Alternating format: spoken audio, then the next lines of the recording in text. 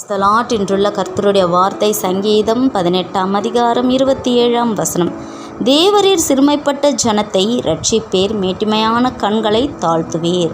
பிரியமான தேவ பிள்ளைகளே, சிறுமைப்பட்ட ஜனத்தை ரட்சிக்கிறவர் நம் கர்த்தராகிய இயேசு கிறிஸ்துவானவர்.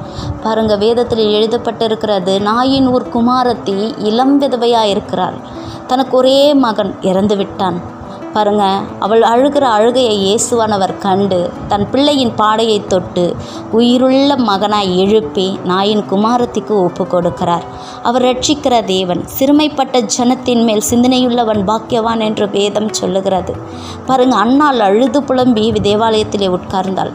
அவள் கண்ணீரை கண்டவர், ஆகாரின் கூக்குரலை கேட்டவர், சுனோமியாலின் சத்தத்தின் அழுகையை கேட்டவர்.